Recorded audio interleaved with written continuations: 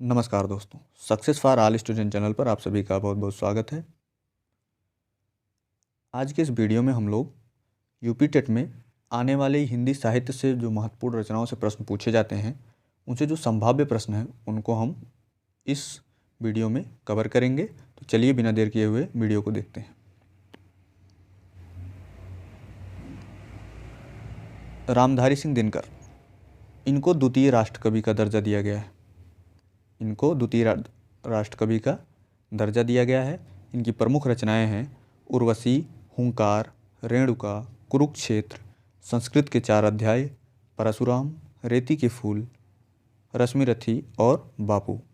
फिर से उर्वशी, हुंकार, रेणुका, कुरुक्षेत्र, संस्कृत के 4 अध्याय, परशुराम, रेती के फूल, रश्मिरथी और बापू, जिनमें इनको उर्वशी पर ज्ञानपीठ पुरस्कार दिया गया था।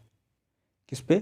उर्वशी रचना पर इनको ज्ञानपीठ पुरस्कार दिया गया था। आगे देखते हैं। सुमित्रानंदन पंत, इनको प्रकृति का सुकुमार कवि भी कहा जाता है। प्रकृति का सुकुमार कवि भी कहा जाता है। तो इन्होंने, इनकी जो प्रमुख रचनाएं हैं वो कला और बूढ़ा चाँद, चिदंबरा, युगांत, स्वर्णधूलि, ग्राम्या, युगवाणी, पल्लव, गुंजन, ये इनकी कुल प्रमुख रचनाएं हैं, जिसमें चिदंबरा पर इनको ज्ञानपीठ पुरस्कार दिया गया था। ठीक है, चलिए आगे देखते हैं। रामचंद्र शुक्ल, रामचंद्र शुक्ल को मुनि मार्ग का हिमायती कहा जाता है। इनकी जो प्रमुख रचनाएं हैं रश्मिमांसा, जायसी ग्रंथावली, त्रिवेणी, चिंतामणि, हिंदी साहित्य का इतिहास, ये इतनी रचनाओं को इन्होंने लिखा है। आगे अगला देखते हैं हम लोग। जयशंकर प्रसाद, इनको छायावाद का जनक भी कहा जाता है। इनकी जो प्रमुख रचनाएं हैं कामायनी, आंसू, लहर, झरना, चंद्रगुप्त, स्कंदगुप्त, विशाख और एक घूंट, जिसमें एक घूंट जो है ये प्रथम एकांकी है। हिंदी की प्रथम एकांकी किसको कहा जाता है? एक घूंट को। और जो इनका विशाख रचना है वो एक नाटक है। ठीक है, चलिए अगला देखते हैं। सूर्यकांत त्रिपाठी निराला जी, इनको महाप्राण कवि भी कहा जाता है या क्रांतिकारी कवि भी इनको कहा जाता है। इनकी प्रमुख रचनाएं हैं नए पत्ते, आराधना, जूही की कली, सरोज स्मृति, अनामिका, परिमल, कुकुर मुत्ता और राम की शक्ति, बेला, ये इनकी कुछ प्रमुख रचनाएं हैं। चलिए अगला देखते हैं हम लोग। भारतेंदु हरिश्चंद्र, इनको हिंदी नवजागरण का अग्रदूत माना जाता है और हिंदी साहित्य में आधुनिक हिंदी का जनक भी इन्हें कहा जाता है। किसको? भारतेंदु हरिश्चंद्र जी को। नाटक साहित्य का जनक भी इन्हीं को कहा जाता है। 3 चीज़ें, हिंदी नवजागरण का अग्रदूत, हिंदी साहित्य में आधुनिक हिंदी के जनक, नाटक साहित्य का जनक, ये तीनों भारतेंदु हरिश्चंद्र को उपमा है। ठीक है, अगला हम लोग इनके प्रमुख रचनाओं के बारे में देखते हैं। भारत दुर्दशा, अंधेर नगरी, प्रेम माधुरी, गीत गोविंद। देखिए यहाँ पे मिस टाइपिंग हुई है। श्रृंगार लहरी भी ये भारतेंदु हरिश्चंद्र जी की रचनाएं हैं। श्रृंगार लहरी भी ये भारतेंदु हरिश्चंद्र जी की रचना है। अब जो ये नीचे की रचनाएं हैं ये धर्मवीर भारती जी की हैं। किसकी है? धर्मवीर भारती जी की ये रचना है। इनकी प्रमुख रचनाएं हैं सूरज का 7वां घोड़ा, गुनाहों का देवता, अंधा युग, ठेले पर हिमालय, ठंडा लोहा, ये धर्मवीर भारती जी की प्रमुख रचनाएं हैं। किसकी? धर्मवीर भारती जी की। फिर से देख लीजिए, सूरज का 7वां घोड़ा, गुनाहों का देवता, अंधा युग, ठेले पर हिमालय और ठंडा लोहा। ठीक है, आगे देखते हैं हम लोग। महादेवी वर्मा, इनको आधुनिक काल का मीरा कहा जाता है। इनकी जो प्रमुख रचनाएं हैं सांदगीत, दीपशिखा, अतीत के चलचित्र, निहार, मेरा परिवार, यामा और क्षमता, इनकी प्रमुख रचनाएं हैं। चलिए अगला देखते हैं हम लोग। प्रेमचंद्र जी, इनकी जो प्रमुख रचनाएं हैं वो क्या हैं? रंगभूमि, मानसरोवर, प्रतिज्ञा, नमक का दरोगा, गोदान, निर्मला, कफन, सेवा सदन, ये इनकी प्रमुख रचनाएं हैं प्रेमचंद जी की। फिर से देख लीजिए एक बार। रंगभूमि, मानसरोवर, प्रतिज्ञा, नमक का दरोगा, गोदान, निर्मला, कफन, सेवा सदन, ये प्रेमचंद जी की प्रमुख रचनाएं हैं जो बहुत ज़्यादा पूछी जाती हैं। ठीक है। इनकी एक रचना और है यहाँ पे, ईदगाह और पंच परमेश्वर। ठीक है। रसखान की जो प्रमुख रचना पूछी जाती है उसमें से प्रेम वाटिका और सुजान रसखान पूछी जाती हैं। ठीक है। आगे देखते हैं हम लोग। सुभद्रा कुमारी चौहान, इनकी जो प्रमुख रचना है झांसी की रानी, बहुत पूछा जाता है। मुकुल, त्रिधारा, बिखरे मोती, वीरों का कैसा हो बसंत, ये सुभद्रा कुमारी चौहान की प्रमुख रचनाएं हैं। आगे देखते हैं हम लोग। अयोध्या सिंह उपाध्याय, हरिऔध, इनको कवि सम्राट भी कहा जाता है। हरिऔध जी को कवि सम्राट भी कहा जाता है। इनकी जो प्रमुख रचनाएं हैं अधकिला फूल, प्रिय प्रवास, रसकलश, वैदेही वनवास, ये इनकी कुछ प्रमुख रचनाएं हैं।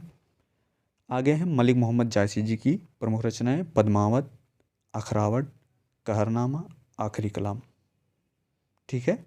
आगे देखते हैं हरिवंश राय बच्चन जी की प्रमुख रचनाएं, मधुशाला, मधुकलश, निशानी मंत्रण, क्या भूलूं क्या याद करूं, नीड़ का निर्माण फिर, ये इनकी प्रमुख रचनाएं हैं। इनको हालावादी कवि के नाम से भी जाना जाता है। किस कवि के? हालावादी कवि, ये गलत लिखा गया है छायावाद, हालावादी कवि के नाम से भी इनको जाना जाता है, हालावादी। ठीक। आगे देखते हैं हम लोग। मैथिली सरल गुप्त, मैथिली सरल गुप्त को प्रथम राष्ट्र कवि कहा जाता है। क्या कहा जाता है? प्रथम राष्ट्र कवि। और द्वितीय राष्ट्र कवि कौन है? रामधारी सिंह दिनकर, सबसे पहले अभी आपने देखा। इनकी प्रमुख रचनाएं हैं भारत भारती, साकेत, जयद्रथ वध, यशोधरा। मैला आंचल, मैला आंचल किसकी रचना है? फणीश्वर नाथ रेणु की है। आवारा मसीहा किसकी है? विष्णु प्रभाकर। चलिए अगली देखते हैं हम, अगली रचना किसकी है?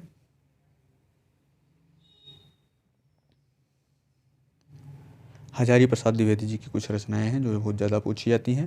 पहला है अशोक के फूल, कुटज, हिंदी साहित्य की भूमिका, ये सारी रचनाएं हजारी प्रसाद द्विवेदी की हैं, तीनों रचनाएं।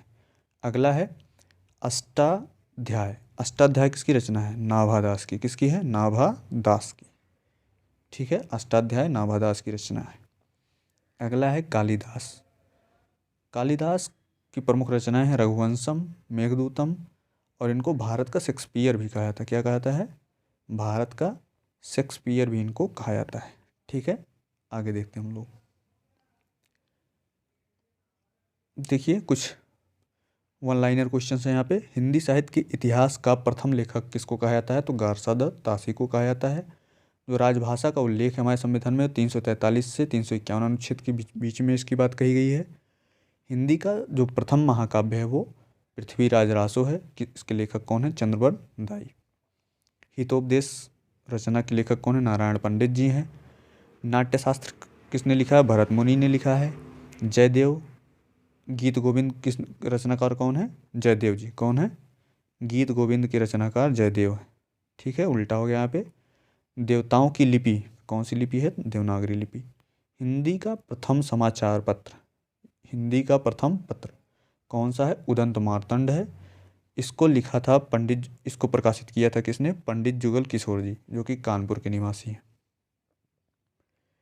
हिंदी विषय पर प्रथम ज्ञानपीठ पुरस्कार पाने वाले कौन है? तो सुमित्रा नंदन पंत जी हैं। हिंदी विषय पर सबसे पहले इनकी चिदम्बरा रचना पर इनको ज्ञानपीठ पुरस्कार प्राप्त हुआ था। देवनागरी लिपि को राष्ट्रलिपि के रूप में कब एक्सेप्ट किया गया था? तो 14 सितंबर 1949 को। ठीक है। अमीर खुसरो को तोताए हिंद भी कहा जाता है। क्या कहा जाता है?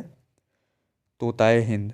और इनकी जो भूमिका थी खड़ी बोली के विकास में, इनकी जो भूमिका मानी जाती है वो अग्रणी मानी जाती है। बहुत ही ज़्यादा इनकी भूमिका मानी जाती है खड़ी बोली के विकास में। अमीर खुसरो, तोताए हिंद भी इनको कहा जाता है। आगे देखते हैं हम केशवदास की रचनाएं कुछ। रामचंद्रिका, कवि प्रिया, रसिक प्रिया, ये इनकी केशवदास जी की कुछ प्रमुख रचनाएं हैं। आगे देखते हैं हम लोग।